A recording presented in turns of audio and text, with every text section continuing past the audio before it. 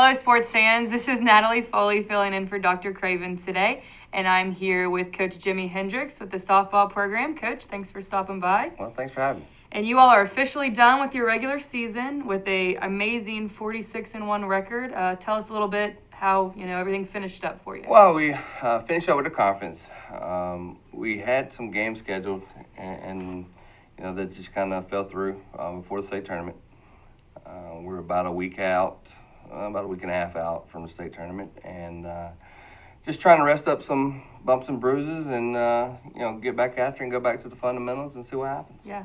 Now you have a week or so off. Tell us how you fill that time in, how you prepare without games. Well, we had a little fun. We kind of let the kids off this weekend. We played last week and ended our season, and this weekend they had off, and they had some stuff that they could do around here, and then they went paintballing on Sunday, and a little, I don't want to say a team activity, but they got together and went. And, and then started back to practice, and we do something a little different. We put our kids in sweatshirts for the first 30 minutes of practice, just to try to heat them up a little bit, just in case it does get hot at the state tournament, which is down south, and then after that we just go back to the basics, just fielding the ground ball, just trying to find the barrel when you swing, just nothing, not real big, just get back after it. Right. Very good. Very good. So States is coming up next week. You all leave Monday, I believe, and get down there. Tell us a little about who you're playing, when you're playing. We ended up playing Eastern Florida State College, who is the number 2 seed out of the Southern. I think Indian River won that conference, and they're the number 2 seed. I really don't know much about them. I haven't seen them. You haven't played them yet this year? year? Haven't played them. Haven't seen them. I did see some. There's some stats, and they're going to be pretty good on. When we get out there, and they're going to want to beat us. So. Yeah. Got that target on your back. A little extra off. Now, if we do what we do, then we'll have a chance at it in the game, but we'll see. Yeah. So it's a new location this year, the state tournament, new field. Tell us a little bit about that. No, don't know much. You haven't played there yet. Haven't played there. This was, the first year of the state tournament, and just found out recently that they did have a tournament there early in the season. A couple teams went. Pensacola, who qualified for the number 2 seed in our conference, they actually played down there. Oh, so they've played on the field. So they've played down there, and I called them and talked to them, and they said it's nice. It's softball fields are about the same. Right. A little closer this year. A little closer. I think it's in Longwood, which is just out of Sanford, just out of Orlando. Yeah, Orlando area. Yeah, it's all right around there, and we'll go down there, and then we'll be able to practice on Tuesday down there at the field, so we'll have an idea, I guess, starting Tuesday and Wednesday. How it is, very good. And explain to us a little bit how the bracket works. The winner's bracket, if you fall into the loser's bracket. Yeah, well, what it is an 8-team double elimination tournament. So. Which is different this year. Which is different. It's been 16 team. Cut it in half. Past. Yeah, and the winner of the winner's bracket. So if you go out down there and you win 3 straight games, you qualify for the national tournament. Okay. And you're done. And then if you drop into the loser's bracket, and then you win the loser's bracket portion of the tournament, then you also qualify.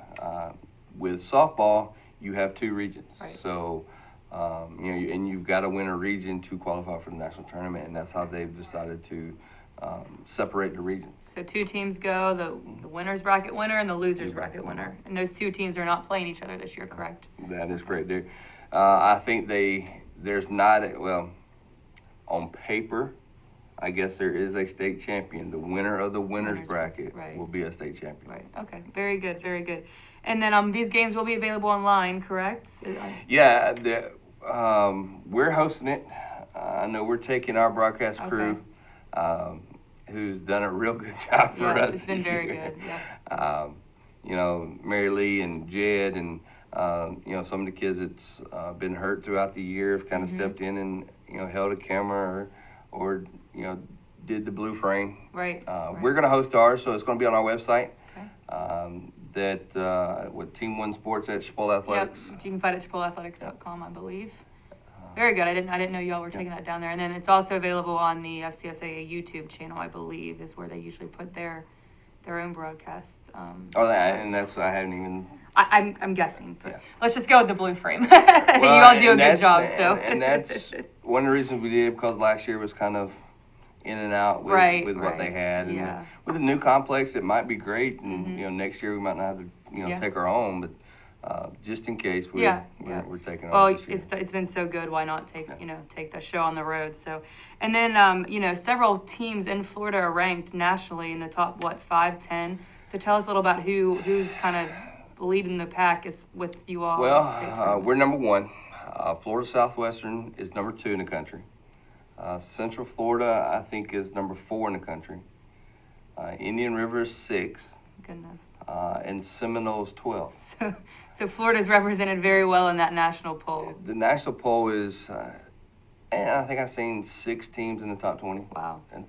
Or 5 teams in the top 20. Wow. And they're all at the state tournament. They're all qualified at our state tournament, and then there's only 2 to go. Right, only 2 to go. So there is some talent down there. It could go either way, but Yep. it's been a pretty good year so far. Tell us a little bit about your team leaders, your team highlights. Alexis Gramp, she's still hitting the ball very well. She is. She's hitting 504. She's leading us in average and on base. But really, it's everybody. And Candela, who's leading off for us, she's hitting high 4s. Our number 9 hitter, Bobby Morris, our shortstop, she's hitting over 400. Right. And So everyone's hitting well. And then you spread out, throughout the lineup, and 5 or 6 home runs here, 3 or 4 there. Just everybody hits. Yeah. And it's great. But when we're really going, everybody executes. Right.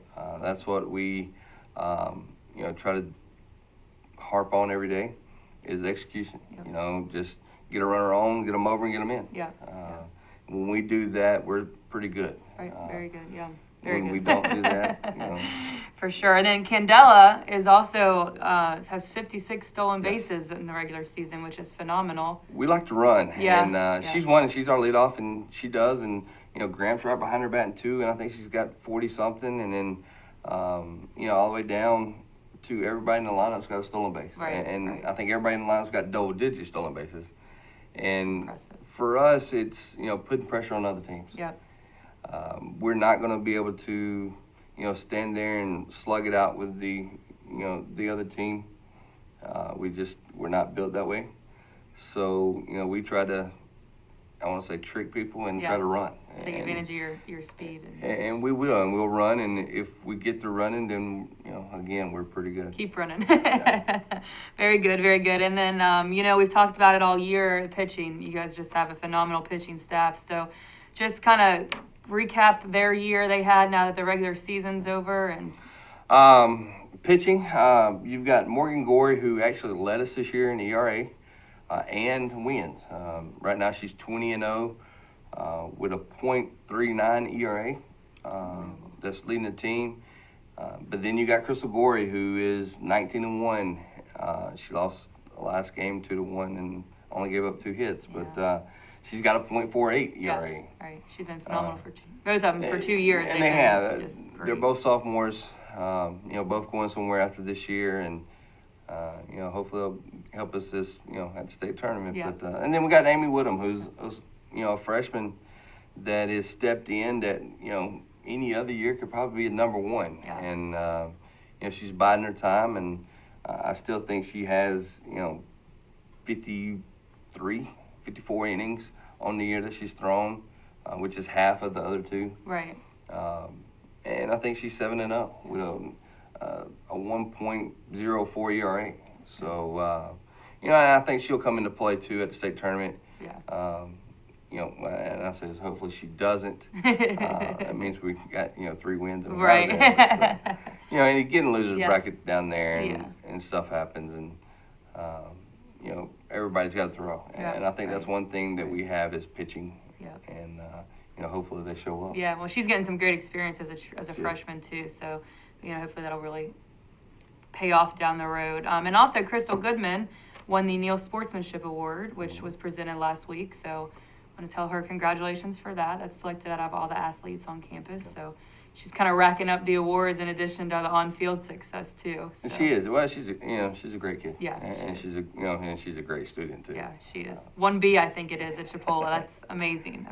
So, anything else you'd like to add before we head out today? Not really. I mean, that's it. Just if you can tune in, we play on what is it, May 3rd? Yep. I believe at 4 p.m. Eastern. At right? 4 p.m. Eastern. There'll be somewhere online that you can see it. I know you can go to our website, ChipolaAthletics.com. We'll stick with that. We know that's going to be there. So we'll have ours up and going, and and then you can follow along online. If you can't watch it, you can watch the stats. I know we have real-time stats, and there's some stuff going on. But you've got 8 teams, fighting for 2 spots and a chance to go to the national tournament. So it's gonna be fun. It will be for sure. Well, good luck down there, and we're excited to see y'all what you do. Well, thank you. All right, thanks Go so much. Indians.